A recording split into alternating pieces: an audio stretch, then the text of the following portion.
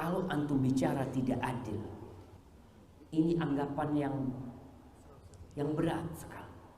Kalau bicara keadilan, antum punya hak apa sama Allah? Allah harus kasih sama antum. Apa hak antum?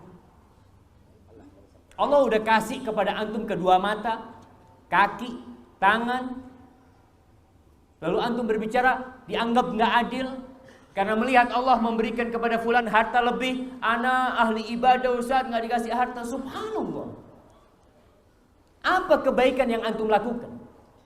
Demi Allah, andai kata kita beribadah sepanjang umur kita, lalu ditimbang dengan nikmat mata, lebih berat nikmat mata yang Allah berikan kepada kita. Maka supaya anggapan itu hilang, ketahuilah kalau antum tidak punya hak apa-apa dari Allah SWT. Kita ini semua adalah karunia Allah. Allah memberi terus kepada kita. Kalau bicara keadilan, wa mallahu bidzallamin lil abid. Allah nggak pernah menzalimi hambanya. Antum akan dapatkan apa yang antum kerjakan. Dan pembagian tadi udah disebutkan, pembagian rizki di dunia ini itu bala, bukan karena amalan. Jadi jangan berpikir anak amalnya lebih banyak dari dia, bukan karena amalan dibagi. Mereka adalah orang yang radiyatan, orang yang ridho, orang yang selalu menerima ketentuan Allah selama hidupnya. Itu pentingnya sifat ridho. Terus lawannya ridho itu apa? Lawannya ridho itu adalah kufur. Dia protes gitu dengan ketentuan Allah. Ya Allah, kenapa saya yang diginiin? Ya Allah, apa maumu? Ya Allah, engkau tidak adil. Itu kalimat-kalimat orang yang kufur dan tidak ridho dengan ketentuan Allah Subhanahu wa ta'ala. Memang ada yang kufur nikmat, tapi kalau ini bukan kufur nikmat, kufur takdir, kufur terhadap ketentuan Allah. Sehingga kalau dia menghabiskan usianya dengan protes, mempertanyakan ketentuan Allah, keputusan Allah, kehendak Allah, kenapa saya kayak gini, kenapa pasangan saya kayak gitu, kenapa hidup saya kayak gini, maka ketika akhir hayatnya dia menjadi orang yang paling gelisah dan menjadi orang yang paling tersiksa saat sakaratul maut. Tidak tumakninah, tidak ya ayyatuhan nafsul mutmainnah. Jadi salah satu di antara keistimewaan ridho itu adalah melahirkan tumakninatul qalb, rasa tenang di hati kita. Kalau kita ridho dengan semua ketentuan Allah, hati kita itu akan merasa tenang dan bahagia. Gak ada hal yang mengusik perasaan kita atau yang membuat kita merasa gak nyaman. Kenapa? Tumakninah, tenang. Kita terima dengan semua ketentuan Allah. Lalu gimana caranya biar kita bisa tumakninah, biar kita bisa tenang, bisa bahagia dengan ridho ini? Karena gak semua yang terjadi itu kita bisa terima, gak semua terjadi itu kita ngerti. Gimana biar kita bisa ridho? Caranya adalah berbaik sangka kepada Allah Subhanahu wa ta'ala. Gimana cara berbaik sangka kepada Allah? Katakan untuk diri kita sendiri, la'allahu khair. Mudah-mudahan di dalam ketentuan ini ada kebaikan. Mudah-mudahan ada kebaikan. Mudah-mudahan ada kebaikan. Kata kebaikan inilah yang kita ucapkan berkali-kali agar kita selalu yakin Allah itu gak pernah pengen menzalimi hambanya. Allah tuh gak pernah pengen ngeprank hambanya. Allah tuh gak pernah pengen cuman harkosin hambanya, ngasih harapan kosong. Enggak. Allah itu la yukhliful mi'ad, gak pernah ingkar janji, gak pernah harkos, gak pernah PHP. Allah itu gak pernah bidzallamin lil abid. Allah tuh gak pernah zalim kepada hambanya atau suka ngerjain hambanya, ngeprank hambanya, gak pernah.